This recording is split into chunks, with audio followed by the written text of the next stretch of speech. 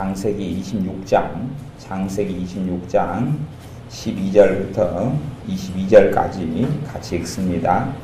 이삭이 그 땅에서 농사하여 그 해에 100배나 얻었고 여호와께서 복을 주심으로 그 사람이 창대하고 왕성하여 마침내 거부가 되어 양과 소가 떼를 이루고 노복이 심히 많으므로 블레셋 사람이 그를 시기하여 그 아비 아브라함 때에 그 아비의 종들이 판 모든 우물을 막고 흙으로 메웠더라. 아비멜렉이 이삭에게 이르되 내가 우리보다 크게 강성한즉 우리를 떠나가라.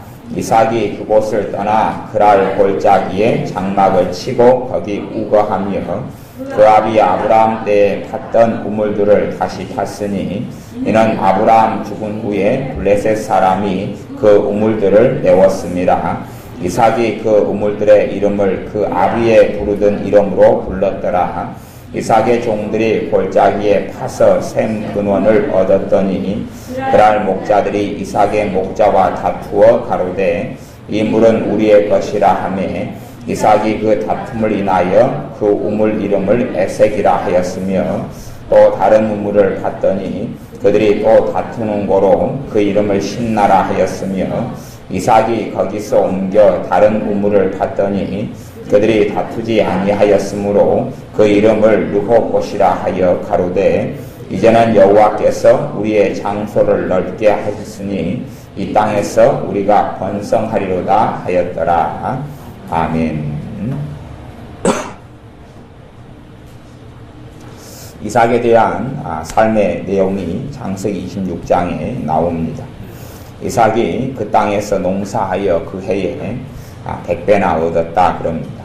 창세기 26장 1절에는 이 흉년이 들어서 이삭이 그랄로 가서 블레셋 왕 아비멜렉에게 이르렀다. 그러니까 이삭이 흉년 때문에 블레셋 땅에 가서 산 것이에요. 그러면서 그 땅에 살면서 농사를 지었는데 100배의 축복을 하나님이 해주셨다 그럽니다. 그리고 그 사람이 창대하고 왕성하여 마침내 거부가 되고 양과 소가 떼를 이루고 노복이 심히 많으므로 블레셋 사람이 그를 시기하였다. 블레셋 땅에서 농사를 짓고 살았는데 그 땅이 너무나 잘 되고 100배의 축복을 얻게 되었고 많은 것을 가지게 되었습니다. 우리는 사실은 성경에서 이런 부분만 보기를 좋아합니다. 굉장히 많은 것을 얻었구나, 축복을 받았구나. 하지만 하나님 말씀 가운데 다른 부분이 있다는 것을 우리는 깨닫고 알아야 됩니다. 그 다음의 내용에 보면 이 시기를 당하여서 이 블레셋 왕 아비멜렉이 너희들이 여기서 떠나라 그럽니다. 지금 농사를 지었고 땅을 다 갖고 나서 100배의 소득을 얻었는데 너희 이 땅 내놓고 여기서 떠나 그럽니다. 그럼 모든 것을 사실은 빼앗겨버리고 맙니다. 물론 양떼라든지 노비라든지 종들은 데리고 떠나긴 하지만 그러나 가졌던 많은 것을 잃습니다. 그 땅에서 삶의 터전을 마련놓고 살았던 농사를 지으려면 집도 지어야 되지요. 목축도 하지만 농업을 하려면 이 건물을 다 짓고 우물을 파고 생활시설을 다 갖추는 것인데 너희 떠나라 나가라 그렇게 하고 떠나갑니다. 지금 성경의 역사는 이 아브라함의 아들 이삭과 성경의 역사가 함께하고 그리고 하나님의 눈과 하나님의 관심이 이삭과 함께 있는 상황입니다. 이삭과 함께 있었고 그 앞에는 아브라함과 함께 있고 그리고 이삭의 두 아들 이 에서와 야곱 그 중에서 믿음의 사람이고 하나님의 선택받은 야곱과 하나님 함께하고 있는 것이 성경의 흐름입니다. 우리는 그렇게 생각합니다.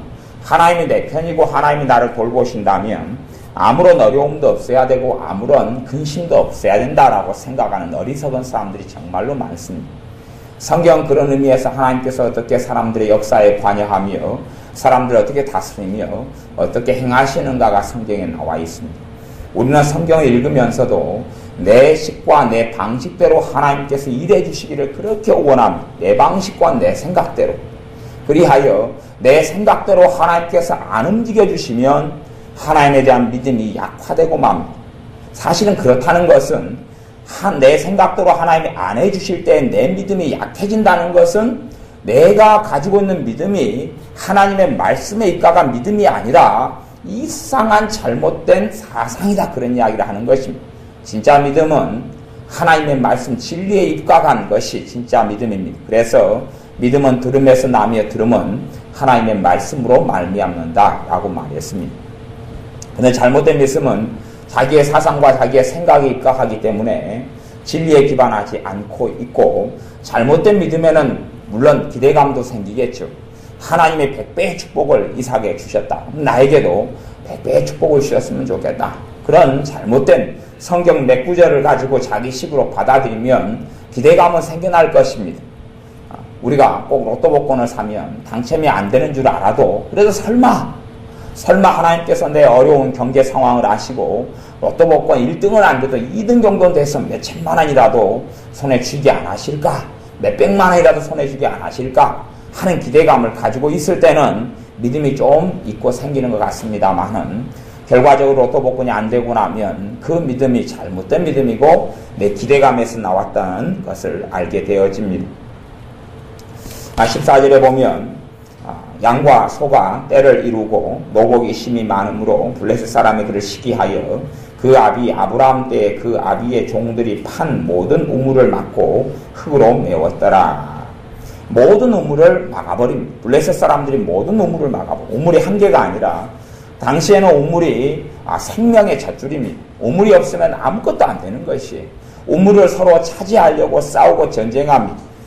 이곳은 팔레스틴이고 이곳은 블레셋 땅이고 이곳은 중동 지역이기 때문에 우물이라는 것은 무척이나 중요하고, 우리나라 같이 어느 산천에 가도 어느 곳에 가도 물이 있는 곳과는 전혀 다른 것입니다.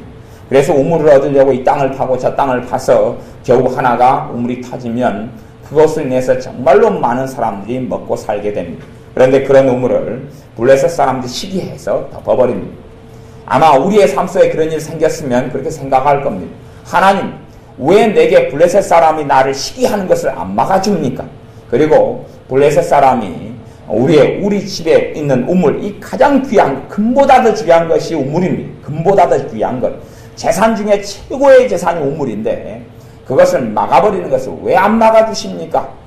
라고 탓하고 원망할 수 있을 것입니다. 졸지 하루아침에 가장 중요한 물을 잃어버리게 되었던 것입니다. 우리가 생각하고 원하는 대로 하나님이 행하시지 않습니다. 우리의 인생의 삶 가운데 생기는 여러 가지 일들을 통해서 하나님께서는 많은 것을 말씀하십니다. 우리의 삶 속에 생기는 고난이나 눈물이나 어려움을 통해서 하나님이 첫 번째 말씀하시는 것은 너희의 인생이 나그네라는 하나님의 외침입니다. 너희의 인생이 나그네다. 우리는 이 땅에 살아가면서 내가 나그네가 아니라 이곳에 대궐 같은 집을 짓고 이곳에 모든 복지의 시설들을 갖추어 두고 이곳에 아방궁을 건설해서 영원히 이 땅에서 천년왕국을 만들고 천국을 만들어서 살려고 그럽니다. 하지만 하나님께서 우리의 삶 속에 때론 눈물과 때론 연약함과 부족함을 허락하시는 것은, 심지어 내가 어떤 곳에서 명예를 얻었고 명성을 얻었어요. 그러면 나는 이 땅에서 내가 만들어가는 아방궁 중에 하나는 내 명예와 내 명성이에요. 그럴 때 하나님께서는 내가 존중받는 자리, 존경받는 자리에서 떠나게도 만드십니다. 그걸 통하여 이 땅에서 내가 집착하고 내가 붙들고 내가 의지하고 있는 것을 하나님께서 무너뜨리는 분이 전능하신 하나님이신 줄을 알아야 됩니다. 왜냐하면 이 땅에서 내가 아방궁처럼 건설하고 만들려는 것들이 하나님과는 상반되어져서 세상을 사랑하는 것이 되고 하나님에 대한 궁극적인 믿음이 약해져 버리며 하나님을 떠나게 되는 가장 깊은 죄가 되기 때문에 그렇습니다.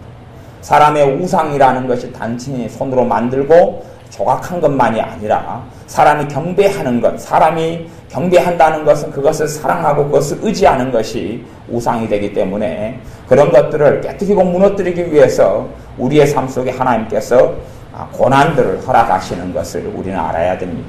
이러한 이삭과 하나님이 함께 하시고 이삭에게 복을 주셨는데 그 복을 다 지켜주질 않습니다. 하나님이 함께 하셔서 복 주시고 은혜 주신 건 맞는데, 하지만 삶 속에 모든 것이 자동적으로 되어지거나 하나님이 다 지켜주고 보호해 주질 않습니다. 사람들은 고난이 찾아오면 그것을 통하여 하나님께서 말씀하시는 음성을 들어야 되고, 또한 배워야 될 것들이 너무 많습니다. 너무 많아. 배워야 될 것들이 너무 많습니다. 그러나 배우기를 싫어합니다. 고난을 통하여서 우리에게 더 주시는 좋은 것, 다 주시는 좋은 것들이 있는데, 좋은 것들에 대한 사상과 생각이 항상 물질의 관념을 벗어나지 못합니다. 돈, 또한 가진 소유의 관점, 황금 만능의 관점을 절대 벗어나지 않습니다. 우리가 가지고 있는 것들이 사라져버리는 것에 있어서 오히려 애통하고 울고 통곡하고, 그래서 뭔가가 사라져버리면 못 견뎌하는 것입니다. 이번에 주일을 거쳐서 서울에 있는 어느 교회 청년의 수련회 집회를 2박 3일간 하고 왔는데, 청년들 가운데 서로 사귀고 교제하는 사람이 참 많은데, 서로 상대방들이 서로에 대한 기대치들을 가지고 있어요. 남자, 여자, 청년, 자매, 청년, 형제가. 그런데 그 두 사람의 사귐 속에 여러 가지 문제점들이 있지만, 그 중에 하나는 상대방이 나를 안 사랑하고 덜 사랑한다는 거예요. 심지어 다른 사람을 사랑해서 떠나는 문제예요. 그것 때문에 애통하고 고통하고, 왜 하나님 내게 이런 일이 있습니까? 왜 나를 사랑하는 사람이 떠납니까? 나는 저 사람이 있으면 삶이 행복할 텐데 왜 저 사람이 나를 버려야 된단 말입니까? 이런 문제가 생겨나는 것이에요. 그러면서 이 문제가 근원적으로 없어져서 그 사람이 나를 사랑하는 것이 변치 않아지기를 원해요. 변치 않아지기를. 하나님께서 고난, 그 어려움을 통해서 말씀하시는 것을 알아먹지 못하고, 우리가 어떤 문제가 생기면 그 문제만 다시 제자리에서 돌아가거나 없어지기만을 바라요. 그 문제만 없어지면 내가 행복할 것처럼 착각하고 생각합니다. 돈 문제가 생기면 그 돈이 다시 채워지면 행복할 것처럼 생각합니다. 하지만 하나님께서는 너의 신앙이 도대체 어디 있느냐? 너의 믿음이 어디 있느냐? 이삭에게도 이삭의 특별한 어떤 죄 문제 때문만이 아니라, 이삭에게 하나님께서 복도 주시지만 삶 속에 누가 와서 그 중요하고 좋은 우물들을 막아버리는 것을 하나님이 허락하셔요. 그리고 조금 있다가는 아비멜렉 왕이 너희들은 떠나라. 너희들이 너무 잘되고 강성한 것이 사실은 꼴보기 싫다. 너희들 우리 땅에서 나가라. 그리고 쫓아내버려서 그랄 땅으로 떠나버립니다. 그랄 땅에 가서도 우물을 파니까 그랄 땅 사람이 나타나서 이거 우리 거야 하고 다툽니다. 또 딴 데 우물을 파니까 이거 우리 거야 라고 다툽니다. 그러니까 오죽 이삭의 마음이 안타깝고 힘들고 고통스러웠으면 우물 이름을 지어요. 우물 이름을. 그 다투어서 우물 이름이 그렇다. 이것도 다투어서 그렇다. 또 다른 우물을 팠더니 물이 나왔는데 다투지 않으니까 안 다투어서 또 이름이 이렇다 그러는 것이. 그렇다는 이야기는 이삭의 마음 가운데 우물에 대한 마음, 왜 우물은 먹고 사는 생명수, 물이 나오는 젖줄이기 때문에 그렇습니다. 그게 없으면 죽는 것이기 때문에 그래요. 그러니 그 우물에 이삭은 목을 메고 살아갑니다. 어떨 때는 우물 때문에 계속 문제가 생기고, 어쩌다가는 문제가 안 생기고, 이러쿵저러쿵 삶의 우여곡절 속에 살아갑니다. 봐보세요. 하나님은 지금 이삭과 함께하고 있다 그랬습니다. 이삭과 함께하고 있으면 그렇게 하실 수 있을 거 아니에요. 특단의 조치처럼 이삭을 괴롭히는 아비멜렉 왕에게 나타나서 내 사람을 괴롭히면 너를 가만 안 두겠다. 아브라함의 아내 사라의 문제 때문에 하나님이 나타나셔서 말씀하셨던 것처럼 그렇게 해주거나, 또 시기 질투해서 이 이삭의 우물을 탐하고 우물을 막아버리는 사람들에 대해서 하나님 나타나셔서 내가 지금 함께하는 사람에게 너가 해코지하면 너 저주를 받아 너를 죽여버리겠다. 하나님은 그렇게 하실 수 있을 거 아니에요. 하지만 그렇게 하나님은 전혀 행하시지 않는다는 것을 아셔야 됩니다. 봐보세요. 이삭만이 아닌 이삭의 아들 야곱과도 하나님이 함께합니다. 야곱이 삼촌 라반의 집에 가서 사촌 형제의 간인 이 라헬과 사랑에 빠졌습니다. 7년간 연애를 했지요. 너무 일각이게 삼촌처럼. 삼촌, 라헬만 내게 내 아내로 주시면 내가 7년 동안 삼촌을 위해서 머슴 생활을 하겠습니다. 그렇게 했어요. 7년 동안 정말 젊은 시절을 많이 보내서 일을 많이 했습니다. 그리고 이제 라헬과 사랑에 빠져서 결혼식을 올렸습니다. 그리고 첫날 밤에 잠을 잤어요. 잠자기 전에 하나님이 말씀을 안 해주셨단 말이에요. 너가 지금 전등이 꺼져서 저 여자가 라헬인 줄 아는데 저 여자 그 여자 아니야. 너 오늘 밤 속아버리면 몇 년 다니요? 또 7년간 헛된 세월을 보내. 하나님은 야곱과 함께 하는데 하나님 말씀하지 않는다는 이야기예요. 성경 역사가 그래요. 다 그래요. 요셉이 형들을 만나러 아버지 심부름을 통해서 요셉을 아버지는 보내요. 이삭은 보내요. 아니 야곱은 보내죠. 야곱이 아들 요셉을 사랑하는 아들, 목숨을 걸고 있는 아들을 보내요. 보낼 때에 하나님께서 야곱에게 너가 너 아들을 다른 아들들한테 보내면 너 그 아들 얼굴 못 보고 그 아들이 죽었다고 너 생각하며 정말로 오랜 세월을 비참함과 눈물로 침상을 적실 것이다. 하나님은 야곱에게 말씀 안 하셔요. 그러니까 성경은 정말로 정직하고 깨끗해요. 그래서 하나님 말씀이에요. 하나님이 어떻게 행하신가를 정확히 이야기하고 있어요. 하나님이 어떻게 행하시고 어떻게 말씀하시는지. 또 요셉에게도 너 형들에게 잡혀가면 너 죽을 수 있어. 그리고 너가 노예로 팔려가서 고향 땅에 못 돌아와. 부모 형제에게 못 돌아와. 그리고 남의 집 노예살이로 비참하게 너 살아가야 돼. 노예살이만 하는 게 아니라 거기서 누명 쓰고 너 감옥 속에 들어가 몇 년 동안 있어야 돼. 라고 하나님이 말씀 안 하신단 말입니다. 근데 우리는 어려움과 문제 속에 하나님이 내 방식대로 행해 주기를 바랍니다. 이 땅에 살면서 여러 가지 우여곡절과 문제가 생기는 것은 하나님 의지하고 살라는 이야기입니다. 이 땅에 돈이나 물질이나 명예나 이 땅에서 아방공 짓지 말고 너희 인생이 안개처럼 풀처럼 시들어 간다는 것을 깨달으라는 이야기. 그것이 가장 중요한 이유입니다. 사실은 하나님 입장에서 하나님의 자녀들이 잘 먹고 잘 살고 잘 누리고 건강하고 모든 걸 다 가지고 살면 좋지 않겠습니까? 그러나 그렇게 될 때에 하나님을 잃어버립니다. 하나님을 잃어버려요. 금술 좋은 부부들을 종종 만납니다. 금술 좋은 신혼부부라든지 금술 좋은 중년의 부부를 간혹 봅니다. 간혹 보는데 그들의 신앙은 별 볼 일이 없습니다. 그들의 신앙은 별로 좋지 않습니다. 왜냐하면 금술 좋은 두 사람 다 물론 한 사람 믿는 사람 한 사람 불신자이기도 하고 두 사람 다 믿는 사람이기도 합니다. 그런데 신앙이 별로 믿음이 좋지 않아요. 금술 좋다는 이야기는 서로 간이 하나님 자리를 대신 차지하고 있는 부분이 있다는 이야기입니다. 여자의 기대감은 훨씬 더 남편에 대한 기대감으로 충만합니다. 여자들은 남편이 나만 끔찍하게 사랑해주면 나는 행복할 거라고 거기에 온갖 목숨을 거는 사람들이 여자들이 많습니다. 그래서 남편의 사랑에게만 목을 많이 맵니다. 남편이 나를 사랑해주지 않으면 나는 비참하고 고통스러울 것 같고 남편이 나를 다 사랑해주면 행복할 것처럼 착각합니다. 그러나 하나님의 자리를 남편으로 메꿔버리고 채워버리는 일들은 너무나 많습니다. 하나님의 자리를 안으로 채워버리고 자식을 낳아서 자식이 끔찍하게 이뻐지면 하나님의 자리, 하나님께서 왕이 되시고 또한 주권자가 되셔야 될 자리를 자식으로 채워버립니다.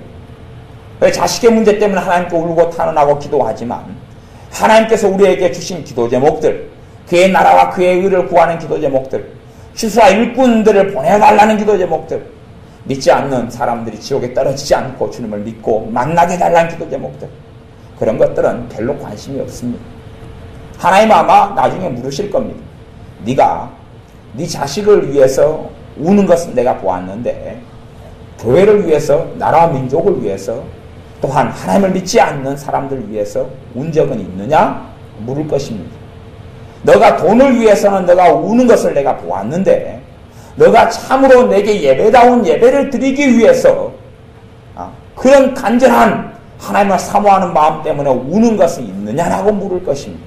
반드시 주님의 심판대 앞에 서게 되면 그 질문을 하실 것입니다.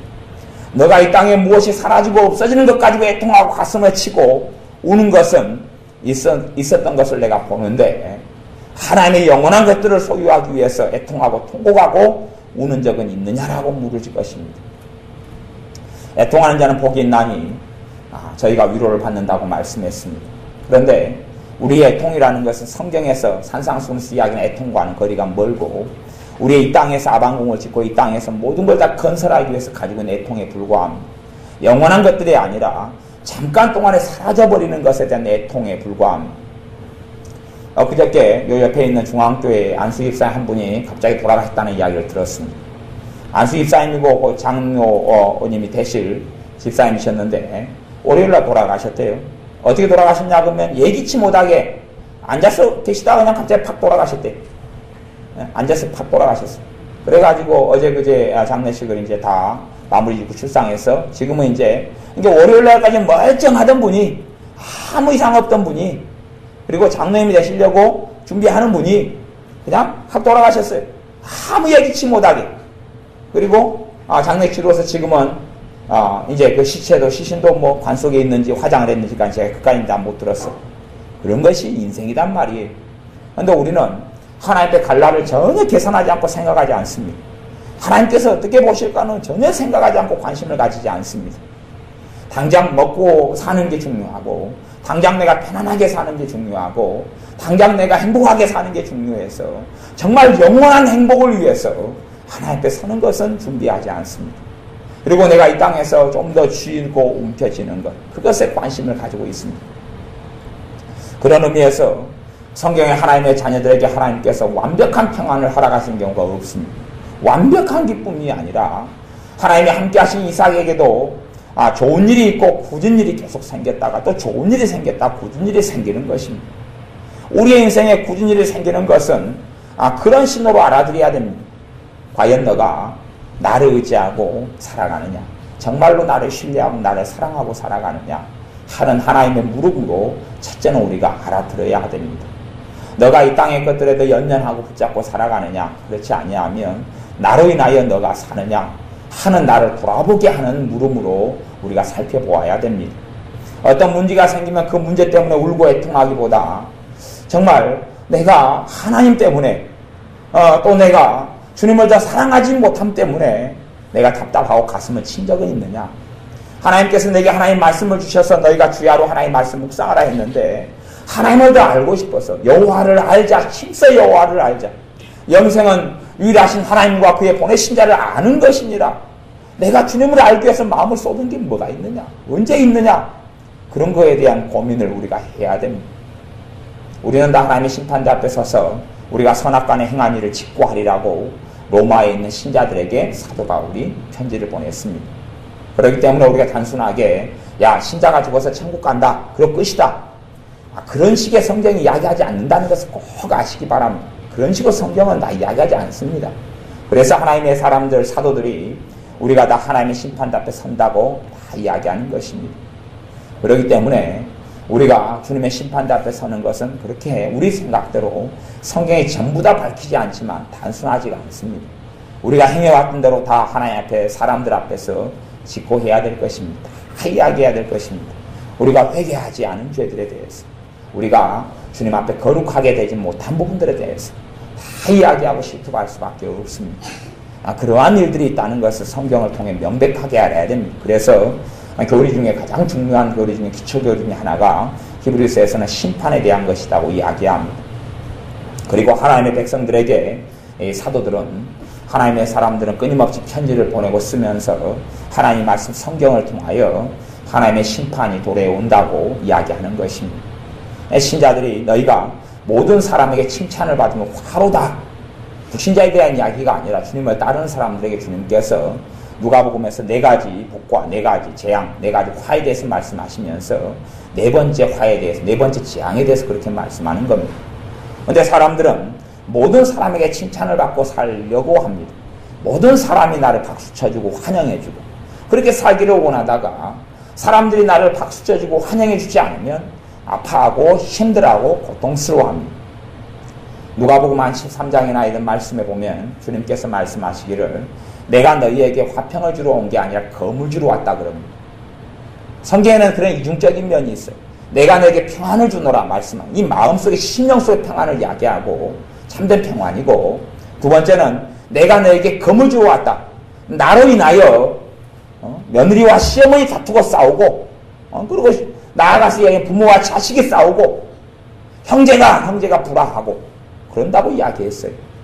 그런데 우리는 주님의 말씀을 다 깡그리 다 치워버리고 없애버린 다음에 주님 믿으니까 가정이 행복해지고 가정이 하나가 되고 그런 일이 있다고 생각하는 것이, 성경을 한번 찾아보겠습니다. 성경 누가복음입니다. 누가복음 12장을 봐보겠습니다. 누가복음 12장 49절부터 53절까지 말씀, 누가복음 12장 49절부터 53절까지 말씀 제가 읽어보겠습니다. 내가 불을 땅에 던지러 왔노니 이 불이 이미 붙었으면 내가 무엇을 원하리요? 불을 던지러 오셔서 불을 붙여버리는 것이에요. 불이 붙었으면 내가 무엇을 원하리요? 나는 받을 세례가 있으니 그 이루기까지 나의 답답함이 어떠하겠느냐? 내가 세상에 화평을 주려고 온 줄로 아느냐? 이게 자신의 인생에 예수님 때문에 화평은 가족이 잘 되고 자기 자식도 잘 되고 사이도 더 좋아지고 부부 사이도 금수도 좋아지고 뭐 이런 걸로 생각한단 말이에요. 주님이 전혀 그에 대해서 그런 줄로 아느냐? 내가 너희에게 이르노니 51절 아니라 도리어 분쟁케 하려 함이로라. 뭘 주려고요? 분쟁. 성경이 다른 부분들을 서로 이야기하고 있다는 것을 알아야 돼요. 근데 우리는 내가 믿고 싶고 보고 싶은 한 가지 말씀만 가지고 사는 거예요. 내 생각과 이 말씀이 맞아. 모든 성경은 다 버려버리고 내 생각과 맞은 성경만 그렇게 돼야 돼. 내가 원하는 것, 내가 뜻하는 것을 가지고 하나님의 말씀을 이용하는 것이지. 52절 이후부터요. 주님으로 인하여서 예수님으로 인하여서 한 집에 5사람이 있어 분쟁하되 셋이 둘과 둘이 셋과 하리니 무슨 말입니까? 한 집에 5명이 있는 5명 가운데 2사람이 예수를 믿어 따라요. 나머지 3명은 안 따르죠? 그럼 싸워야 돼요? 안 싸워야 돼요? 싸우는 게 당연하지요. 걸어가는 길이 틀리니까요. 두 사람은 주님을 따라가고 3사람은 마귀를 따라가니까요. 하나가 된다고요? 믿음이 다 없어지고 주님을 배신하는 수밖에 없는 것이죠. 거기에 주님의 사람과 주님의 사람이 아닌 사람과 함께 사는데 싸움이 없다고요? 다툼이 없다고요? 불화가 없다고요? 고통이 없다고요? 분쟁이 없다고요? 그런 사람은 분쟁이 없다면 주님과 함께 살아가기를 포기한 사람이죠. 세상 사람의 세상의 방식에 맞춰주고 따라가면 분쟁이 없죠. 따라가면 다툼이 없죠. 그리고 평안이 있겠죠. 하지만 그런 평안은 주님께로부터 오는 평안이 아니라 주님을 배신하고 부인하면서 얻은 평안에 불과한 것이에요. 그러니 환경상의 평안은 다투지 않고 싸우지 않으면서 있을지 몰라도 하나님이 심령 속에 주시는 평안을 잃어버리고 마는 것이에요. 거꾸로 둘이 셋과 53절 아비가 아들과 싸우고 아들이 아비와 싸우고요. 어미가 딸과 싸우고 딸이 어미와 싸우고 아비가 아들과 아비가 한 사람 믿고 한 사람이 안 믿으면 싸우지요. 싸울 수밖에 없죠. 인생에 사는 목적이 틀리잖아요. 한 사람은 주님을 위하여 살고 있고 한 사람은 안 그러죠. 자신의 행복, 자신의 쾌락, 자신의 즐거움을 위하여 사는 사람이죠. 한 사람은 주님을 위하여 사는 사람이고 신자라고 하지만 둘 다 자신을 위하여 사는 신자하고 세상 사람도 자기를 위해 사니까 그런 사람은 싸울 일이 없죠. 왜냐하면 한 사람은 예배당에 나가서 기도하고 한 사람은 안 할 뿐이지만 사는 게 똑같잖아요. 자기가 잘 먹고 잘 살고 부자가 되고 행복하게 되고 아까 이삭이 잠깐 누렸던 것처럼 100배의 축복을 받는 것이 목적이고 원하는 것이라면 세상 사람도 그렇게 사니까요. 세상 사람 인사가 몇 년 유행했던 인사가 부자 되세요. 그거죠. 부자 되세요. 문자도 새해 되면 부자 되세요. 행복하세요. 더 많이 가지세요. 그런 것이 가장 많이 즐겨 듣는 인사말이었던 것처럼 그런 소원으로 신자가 산다면 싸울 일은 없는 거지. 더 좋은 집을 아파트를 장만하기 위하여 더 행복하고 더 즐겁게 살기 위하여 더 재미나게 살기 위하여 한다면 그건 별로 싸울 일이 없지. 시어미가 며느리가 시어미와 분쟁하리라 하십니다. 주님이 하신 말씀이에요. 주님 때문에 싸우는 게 정상이라고요? 안 싸우는 게 정상이라고요? 싸우는 게 정상이에요. 자기의 고집과 아집과 모난 성격과 편견과 독성으로 싸우는 건 하나님이 안 기뻐해요. 그런 싸우는 것은 잘못된 것이고 그러니까 항상 자주 싸우는 게 옳은 건 아니겠죠. 자신의 평안을 위해서 싸우는 건 옳은 게 아니에요. 그러나 진리를 위해서 싸우고 하나님의 뜻을 위해 싸우는 것 정당하고 바른 것이에요. 그런데 그런 싸움도 싸우지 않으려 해요. 그것이 주님께서 이야기한 나를 따라오려거든 자기 십자가를 지고 나를 따를 것이니라 그랬어요. 어떤 가정은 마귀역사가 세요. 뭐 주님께로 내가 돌아서서 가려면 마귀 공격이나 집중 포화가 굉장히 많은 것이 보통 심해요. 그 싸우고 이겨나가야지 어느 때 마귀역사 떠나가고 없어지는 것이에요. 또 어떤 가정은 그래도 마귀역사 적은 가정이 있어요. 뭐 주님께 돌아서서 나오는데 거센 마귀 공격은 별로 없어요. 우리가 특별히 1세대 신앙인들은 잘 신앙생활을 하셔야 돼요. 1세대라는 이야기는 내가 주님을 믿는 사람들, 1세대 신앙인들 잘못해버린 사람들은 자식들의 삶 속에 고통이 굉장히 많아요. 1세대 신앙이라는 것은 내가 일찍 믿었으면 그냥 기도 생활을 깊이 있게 하고 주님을 정말 사랑하면서 1년, 2년, 3년을 보내야 돼요. 기도를 쉬지 않고 하면서 1세대라는 이야기는 내가 내 가족이나 형제 속에서 형제들하고 상관없이 지금 내 가정 속에서 내가 주님을 처음 믿는다 그런 거 1세대 신앙이에요.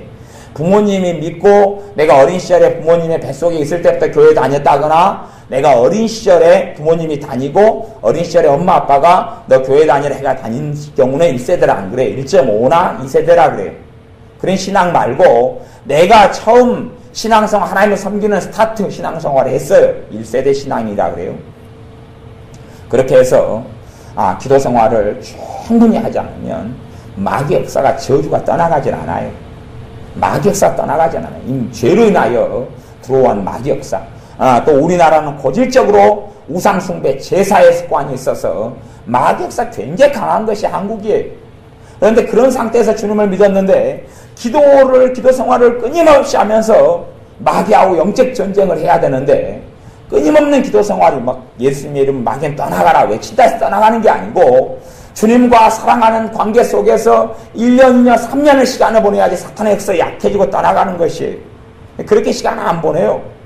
안 보내면 마귀 역사는 나에게도 가득할 뿐만 아니라 가정에도 자녀들에게도 가득해요.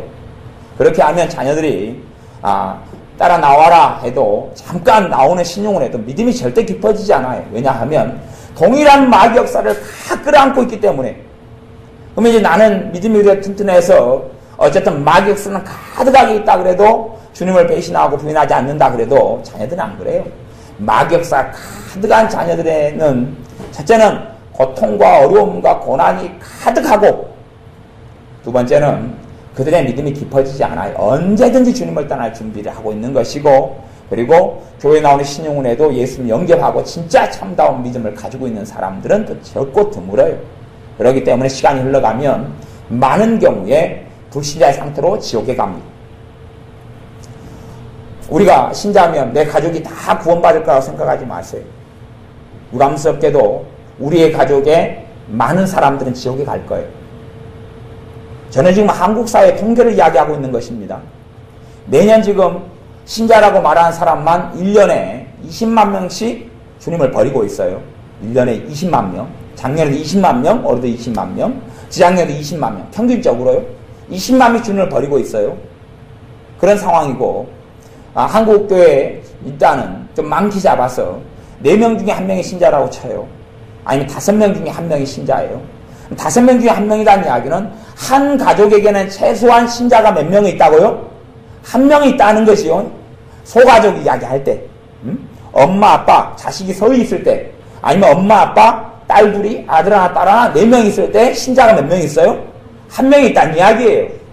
그러니까 우리나라에서 아주 예외적인 가정 말고는 한 가족 안에 믿는 사람이 1명 정도는 있단 말이에요. 그 소가족 안에는 없어도 형제는 믿는 사람이 있고 부모는 자식은 있단 말이에요. 그러면 내가 믿기 때문에 내 가족이 다 구원받는다. 그런 건 말이 안 되는 것이. 그랬다면 이미 지금은 한국 사람 다 믿고 있을 거예요. 다 믿고 있을 거예요. 그러나 내가 믿는다 해서 내 가족이 자동적으로 구원받는 것도 아니고 믿게 되는 것도 아니에요. 그래서 내 가족의 내 형제의 많은 사람은 지옥에 가는 것이 당연한 것이 그럴 수밖에 없어요. 내 자녀가 어릴 때 기도생활하고 신앙생활 시작했으면 정말 깊이 있는 기도생활을 해야 돼. 1세대 신앙인들 3년 정도는 해야지 마귀 역사가 대부분 제압이 됩니다. 3년 정도는 꾸준히 해야 돼. 꾸준히 할 때 되면 마귀의 공격에 기도하지 못하게 공격하고 짓누르는 것이 얼마나 셀 줄을 생각해야 돼. 죄의 무게만큼 하나님을 내 가정, 내가 내 부모, 형제, 내 할아버지, 할머니 때부터 떠난 것만큼 그 집안의 마귀 역사로 우상숭배를 통하여 악함을 통하여 불러들이는 것만큼 마귀 역사가 가정 속에 내리내리 강하다는 거 알아야 돼요. 그런 부분에서 내가 기도로 싸우지 않으면 사탄의 역사가 물러가지 않아요. 그것이 고스란히 내 가족에게, 내 자녀들에게 그대로 흘러가는 것이에요. 내가 예수를 믿었다 해서 자녀들이 그대로 다 깨끗하게 마귀 역사도 없고 예수님께 돌아오고 그런 환상과 환타지가 어디 있냔 말이에요. 그런 건 없어요. 전혀 그런 건 없어요. 그래서 1세대 신앙인들이 먼저 믿는 사람들이 기도 생활을 꾸준히 하고 주님을 찾는 걸 꾸준히 하는 것. 기도 생활도 그냥 잠깐 10분, 20분 하는 거 말고요. 깊이 있게 하루에 1시간 이상씩 깊이 있게 하는 시간을 1년에 3년을 해야 돼요. 1년에 3년을. 그렇게 해야지 마귀 역사, 사탄의 역사가 어느 정도 제압이 되고 떠나가요. 그렇게 되지 않는 사람은 평생 마귀 역사가 그리하여서 이제 생기는 고난이 하나님의 허용이 아니라 그러면서 생기는 대부분의 고난과 고통은 마귀로부터 와요. 마귀로부터 와요. 왜 성경에는 주기도문에는 우리를 시험에 들지 말게 해달라고 기도한단 말이에요. 주기도문으로 기도를 해요. 시험에 들지 않게 해달라고 주님이 기도하라고 가르쳤어요. 근데 그 기도 안 해요. 어쩌다가 주일날 한번 암송할 때, 주일날 한번 예배 마칠 때 한번 하고 신용처럼 진짜 우리가 시험 들지 말게 해달라고 하나님께 주님께 탄원하고 기도를 하지 않아요. 또한 주님께서 제자들에게 너희가 시험에 들지 않게 깨어있어 기도하라 그랬는데 깨어있어 기도 안 해요. 기도 안 해도 하나님이 내 생각에는 지켜줘야 돼요. 자동으로 지켜줘야 되고 아무 문제가 없어야 돼요. 내 깨어있어 기도 생각 안 해도 나를 행복하게 만들어줘야 돼요. 주님의 제자들도 깨어있어 기도 안 하니까 시험에 들고 주님을 부인하고 배신하고 과거의 삶으로 돌아가 버렸어요. 깨어있어 기도 안 해도 하나님 돌봐주고 깨어있어 기도 안 하기 때문에 사탄이 공격해서 삶 속에 큰 절망과 문제들이 왔지. 그것은 마귀의 공격이지 하나님하고는 상관이 없는 것이에요. 내 죄로, 내 깨어있어 기도하지 않으므로. 그래서 삶 속에 큰 고난과 많은 고통과 많은 어려움이 또한 와요. 근데 그거에 대해서 하나님께 책임을 넘겨버려요. 하나님 왜 나를 이렇게 힘들게 합니까? 왜 나를 고통스럽게 합니까? 하나님께서 갈라디아서 6장에는 너희가 무엇을 심든지 그대로 거두리라고 했어요. 내가 그렇게 내 부모, 내 형제에서부터 심어왔으면 또 내 인생에서 심어왔으면 거둘 수밖에 없는 거예요. 죄로 심어서 마귀 사탄의 역사가 가득해져 왔으면 사탄의 역사는 가득히 나타날 수밖에 없는 거예요. 그런 부분을 어떤 사람은 2세대, 3세대 부모로부터 기도생활을 많이 해요. 주님을 사랑하고 신뢰하고 기도생활을 많이 해요. 그러면 그 가정에 마귀 역사 별로 없어요. 자녀들이 커가도 마귀 역사 별로 안 해요. 삶이 평탄하고 그리고 인생에 있어서 그런 비극적인 일이 별로 없어요. 봐보세요. 평생에 병원 한 번 안 간 사람은 안 가요. 근데 교통사고 나서 큰 사고 당한 사람은 자주 당합니다. 2년에 한 번, 3년에 한 번. 다리가 또 팔이 안 부러지는 사람 평생가도 한 번 안 부러져요. 부러지는 사람은 계속 부러집니다. 계속 사고 나요. 별 사고가 근처를 떠나지 않아요. 이런 것이 마귀 역사를 통해 나타나는 것이 그게 불공평하다. 왜 내게 이런 일이 생기느냐의 문제가 아니에요. 기도 생활을 통해 사탄의 역사를 제압을 해야 돼요. 그렇게 될 때 이 마귀가 주는 고통과 고난이 없어요. 베드로 사도를 통해서 베드로 사도가 이야기하는 것은 이 땅에 너희는 근신하라 깨어라. 너희 대적 마귀가 우는 사자같이 두루다니며 삼킬 자를 찾는다. 베드로전서 5장이에요. 그리고 이 땅에 있는 형제들도 동일한 고난을 당한다 그랬어요. 동일한 고난이라는 것은 모든 믿는 자에게 우는 사자같이 삼킬 자를 찾는 마귀의 공격과 역사가 있다는 이야기예요. 그것이 모든 신자들의 삶에 일어나는 것이에요. 그래서 우리의 삶 속에 일어나는 많은 고통과 고난의 대부분의 이유는 마귀지 하나님하고는 상관이 없는 것이에요. 마귀는 죄를 가지고 역사하는 것이 내 삶 속에 죄를 가지고 역사해요. 내가 죄를 짓고 근심하고 탄식하고 두려워하고 불신하고 의지하지도 않고 기도하지도 않고 사무엘 선지자가 그렇게 이야기했어요. 내가 기도를 쉬는 죄를 범치 아니하리라. 너희를 위하여 기도를 쉬는 죄를 범치 아니하리라. 기도를 쉬는 것 자체가 죄라는 거 알아야 돼. 기도를 쉬고 살아가면 나는 무엇을 쉬하는 거예요? 내 지혜, 내 힘, 내 능력으로 사는 거예요. 주님하고 별로 상관없이 살아가는 것이. 그러면서 내가 죄가 없다. 내 삶에는 아무런 문제가 없을 것이다 라고 착각하는 것은 정말로 어리석은 것입니다. 우리가 신앙생활을 시작하면서 자녀들이 다 장성하고 커져버렸으면 우리가 아무리 기도생활을 깊이 해서 마을 역사를 제압한다 해도 내 자녀들하고는 그때부터 별로 상관이 없습니다. 이제 내 인생하고만 상관이 있을 뿐이에요. 그건 사실은 기회가 늦었고 시간이 늦어서 많은 축복들을 잃어버린 것에 불과해요. 또한 내가 장성한 자녀를 위해서 변화되기를 기도하고 축복받기를 기도해도 그렇게 단순한 문제가 아니에요. 그런 식으로 해서 어느 정도까지는 하나님의 응답을 받지만 응답을 못 받는 영역은 굉장히 많아요.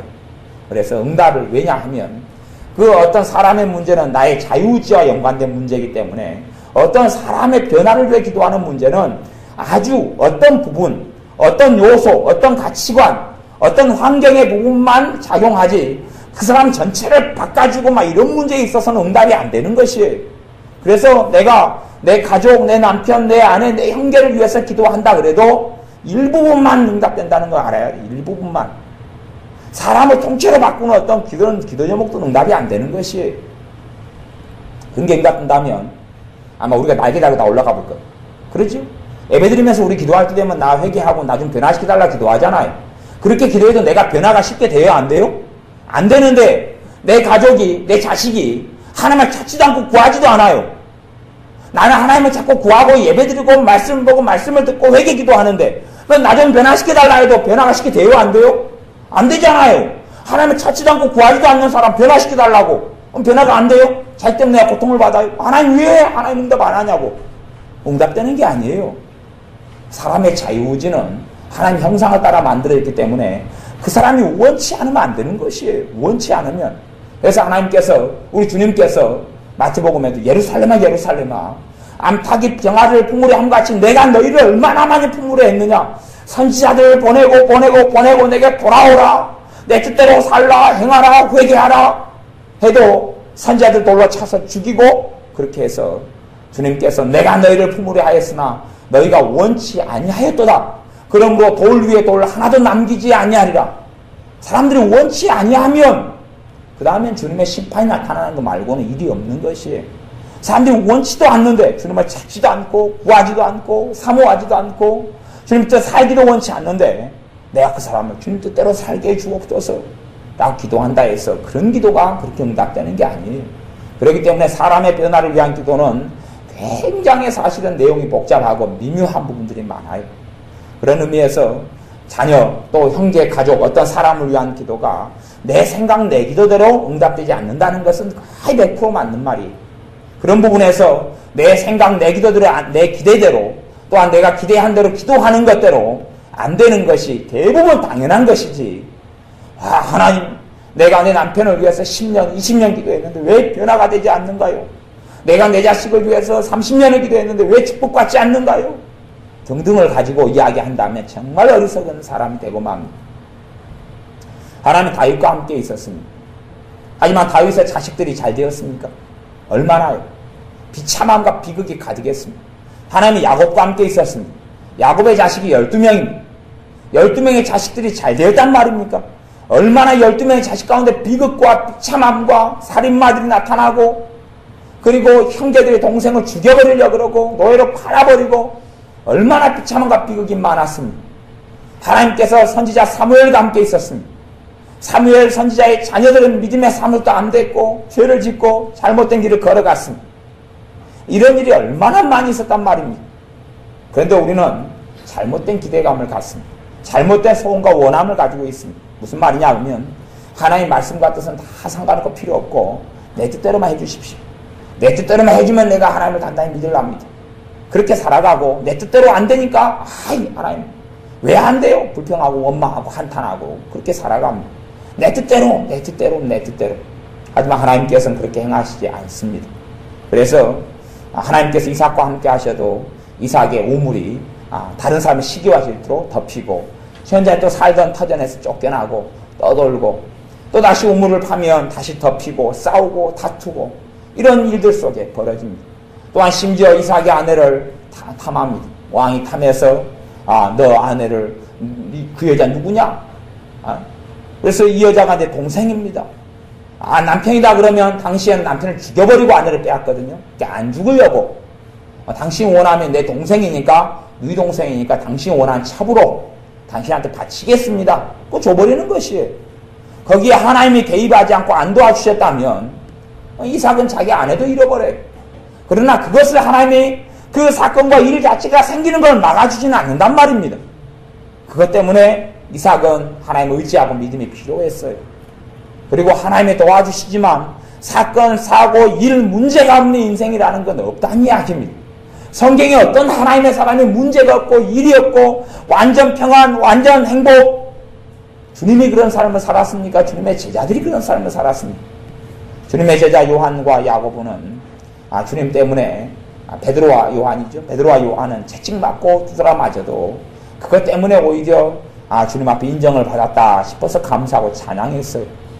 제자들도 편한 삶을 어찌 살았습니까? 이들은 성령 충만한 사람이었는데 성령 충만한 오순절의 교회도 스데반 집사님의 사건을 다 핍박이 일어나서 전국으로 전 세계로 다 흩어져 버렸습니다.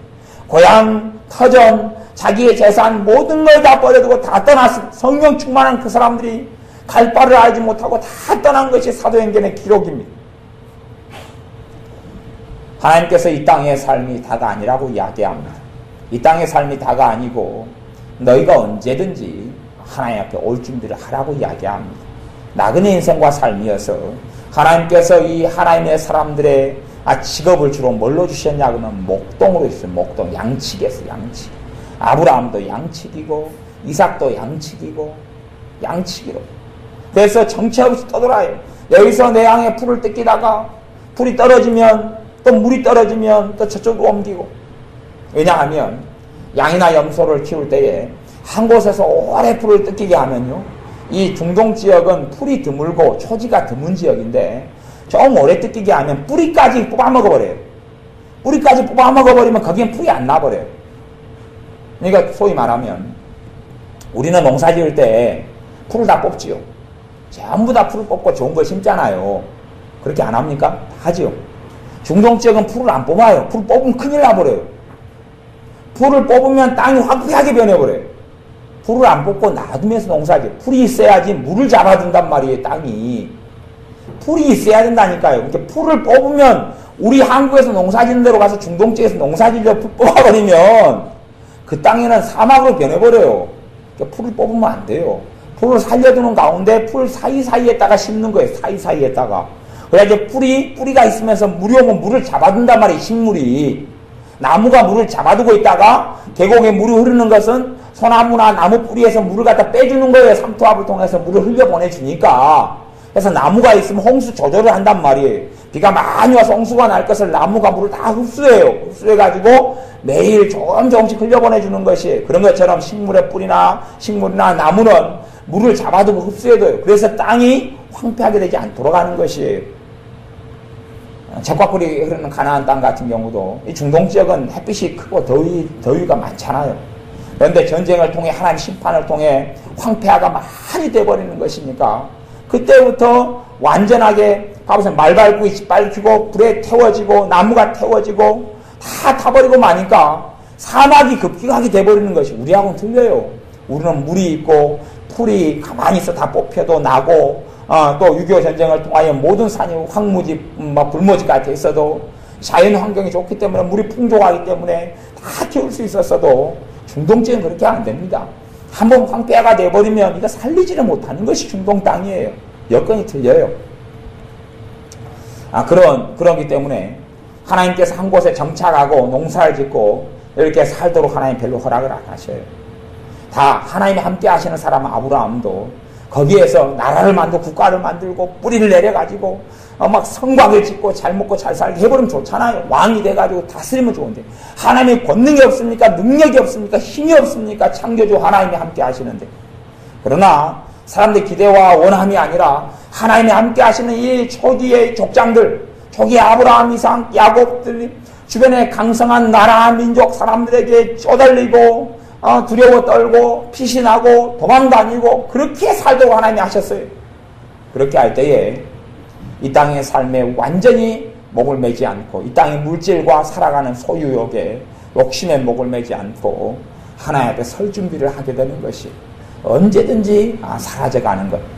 에스더, 황후 에스더도 하나님이 황후 에스더가 그런 신앙의 고백을 하는 자리까지 밀어붙이셔요.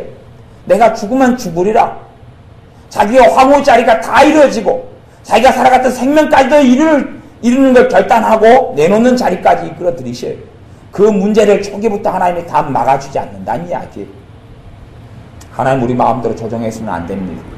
이 땅에 생겨나는 문제와 어려움을 통해서 우리가 하나님을 경배해야 되고, 또 우리의 기도 생활을 통하여 하나님을 경배하고 경외하는 걸 통하여 이 문제들 가운데 내가 이 세상을 사랑하고 또한 내 소원, 내 방식대로 하나님이 일해 주시기를 기대하고 생각한 것을, 그 어리석은 것들을 회개하고 돌아보아야 됩니다. 우리의 삶 속에 내 방식대로, 내 생각대로가 아니라 하나님을 알고 하나님의 방식대로, 하나님 행하심대로 열매들이 맺혀가는 것을 우리는 보아야 됩니다. 하나님께서는 우리에게 좋은 것들 허락해 주실 것입니다. 그래서 기도하라 그랬습니다. 내 입을 넓게 열라 그래야만 내가 채우리라 그랬습니다. 그러나 굳은 일이 생길 때는 내가 세상을 더 사랑하지 않는가, 내가 하나님께 경배하고 하나님을 따르고 주님을 영화롭게 하는 사람이 아니라 내가 주님을 이용하는 사람이 아닌가, 내가 주인인가 주님이 주인인가도 돌아보아야 되고, 내가 정말로 때로 눈물을 흘리고 헌신하고 내가 고통스럽더라도 주님의 길을 걸어가는 마음과 소망과 소원이 있는 사람인가 돌아보아야 됩니다. 우리의 기도 생활 가운데 나를 위한 기도들만으로 채우지 말고 주님께서 원하시고 바라시는 것들을 구하고, 내 편안과 내 안락함이 때로는 없어지고 무너진다 할지라도 주님께서 잠시 잠깐 오면 우리를 다 부르실 것이, 잠시 잠깐 오면 금방 부르실 것이, 뭐 어제도 큰 사고가 일어났다 그러고, 뭐 오늘 같은 경우가 광양기차소 어젠가 폭파가 있었다 그러고 다 터져서 큰 사건이 일어났고 등등의 이 땅의 사건, 사고, 교통사고, 한 해 고속도로에서 죽는 사람만 해도 350명이가 뭐 어마어마하게 죽어요.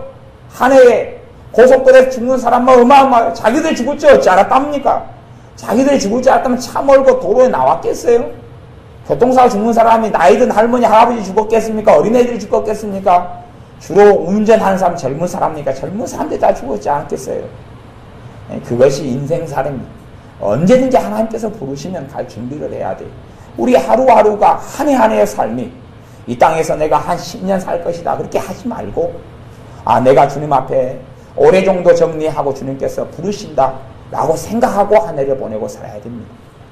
또 내년 한 해가 되면 주님께서 또 한 해를 내게 선물로 주시는구나. 그리고 이 한 해 2012년이 되면 이 한 해를 내게 선물로 주시는데, 내가 주님 앞에 내 신앙과 주님을 사랑하는 것과 주님 뜻대로 사는 것과 기도하고 주님을 기쁘게 해드리는 삶을 또 1년 내게 살다가 주님께서 부르시면 가야 되겠다. 그런 마음과 자세를 가지셔야 됩니다. 지금 이제 8월 중순이 넘어서서 하순으로 흘러가니까 주님께서 내게 2011년의 시간을 주셨는데 이제 9월, 10월, 11월, 12월 한 넉 달, 한 열흘 정도 남았구나. 그리고 우리의 믿음을 점검하고 돌아보아야 됩니다. 그것이 젊든지 아니면 어리든지 나이가 많든지 우리의 믿음의 자세가 꼭 그렇게 되어야 됩니다. 그 자세를 안 하고 내가 10년 살 거다. 그러면 내가 그러면 나중에 한 10년, 9년째나 10년째 그때 돼가지고 더 기도 생활하고 믿음 준비해야지 그럽니다. 근데 어찌 인생이 우리가 마음먹은 대로 생각하는 대로 된단 말입니까? 그렇게 되지는 않습니다. 그러니 우리가 한 해 한 해를 내게 주신 선물로 한 해 한 해를 보내야 됩니다. 누가 그랬다 그럽니다. 암 수술 받아서 치료가 되니까 이번에 돌아가신 하영주 목사님도 그래 고백을 들어보았습니다. 그분도 수술하고 난 다음에 그 다음부터는 위암 수술인가 이렇게 사실 때부터는 하나님이 내게 한 해 한 해 선물로 주셨다 이렇게 사셨다 그래요. 그런 것처럼 우리들도 다 그런 마음 자세를 가지셔야 됩니다. 내 자식들이 어리니까 다시 결혼하고 장가하고 잘 먹고 잘 사는 거 다 볼 거야 생각하지 말고, 그건 그냥 다 썩어져 가는 것이에요. 내 자녀들이 지금은 좀 불행한 것 같아도 나중 되면 또 잘 될 때가 와요. 또 잘 되고 있으면 또 힘들다고 못 살겠다 그럴 때도 있어요. 그냥 인생이 그렇게 엎치락뒤치락해요. 정말로 자녀에게 중요한 것은 그냥 가정에서 결혼하느냐 이혼하느냐 아니면 더 행복하게 사느냐 집을 장만하느냐 안 중요하고, 그 자녀들이 짧은 인생을 살아가면서 주님을 사랑하고 주님을 믿고 주님을 섬기는 사람으로 사느냐 안 사느냐, 그게 제일 중요한 우리에게 있는 기도 제목이 돼야 돼요. 정말 주님 만나서 주님의 사람 되게 해달라고, 그것이 우리의 원함과 소원이 돼야 돼요. 주님께서 갑자기 나타나셔서 너 아들에게 내가 너 아들에게 무엇을 해줄까?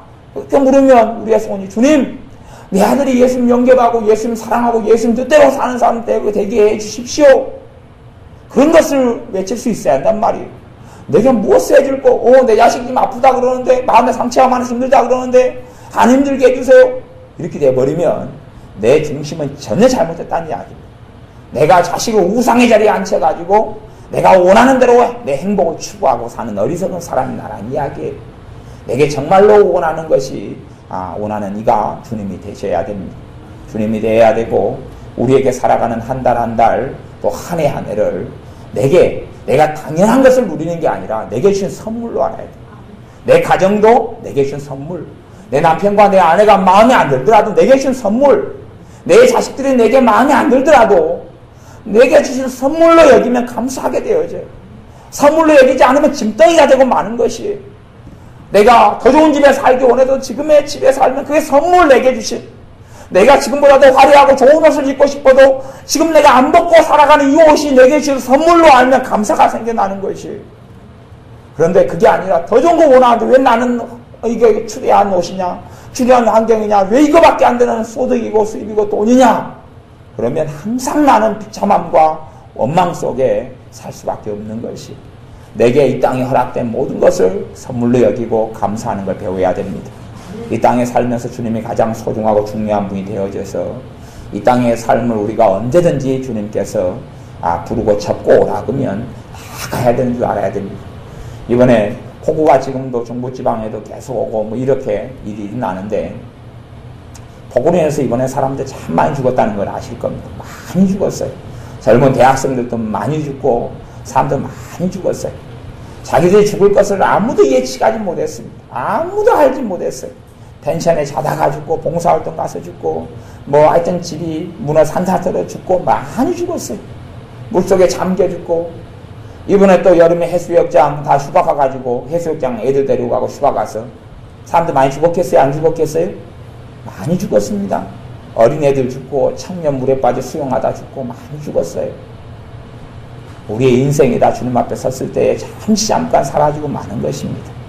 우리의 고난의 이유 가운데 첫 번째 것, 인생이 풀과 안개와 같다는 걸 기억하고, 야곱과 함께한 하나님께서 야곱의 삶 가운데 쫓겨나고 도피하고 피신당하는 삶을 허락하시는 것이 이 땅의 삶이 영원한 집이 여기 없다는 것을 알게 하셔서 영원한 본향을 바라보고 소망하고 주님 의지하고 살라라고 말씀하시는 음성인 줄을 들으셔야 합니다. 기도하겠습니다. 아버지 하나님, 우리가 자꾸만 이 땅의 삶에 모든 것을 투자하고 모든 걸 쏟아붓고 살려 합니다. 어리석게도 이 땅에 연속국 TV 광고가 선전하는 대로 나의 행복이 제일 중요하다는 속삭임을 들으면서 내가 행복해야 돼, 내 행복이 최고 중요해, 최고 중요해, 최고 중요해, 내가 만족하고 재미나게 사는 게 최고 중요해, 최고 중요해 하는 잘못된 말을 듣고 내가 받아들여서 어리석게 살아갑니다. 하지만 내 행복이 최고 중요한 게 아니라 주님을 믿고 따르는 삶이 가장 중요한 것을 알게 하여 주옵소서. 주님을 섬기고 주님을 영원롭게 하는 것이 가장 중요한 것을 알게 하여 주옵소서. 이 땅의 삶이 아무리 재미나고 좋아도 잠시 잠깐은 사라질 것이고, 아무리 고통스럽고 힘들어도 잠시 잠깐 후에 주님께서 오라 하시면 우리가 다 가야 한다는 것을 기억하고 알아서 이 땅의 삶 속에 대단한 마음과 정성을 쏟지 아니하고 주님을 위해서 자녀들을 위하여 기도하고, 주님 때문에 남편을 위하여 기도하고 섬기고, 주님 때문에 아내를 위하여 기도하고 섬기고, 주님 때문에 직장생활을 하고, 주님 때문에 찬양하고 기도하며 예배하며 경배하는 사람들이 우리가 되게 하여 주옵소서. 예수님의 이름으로 기도하옵나이다. 아멘. 말씀 붙잡고 같이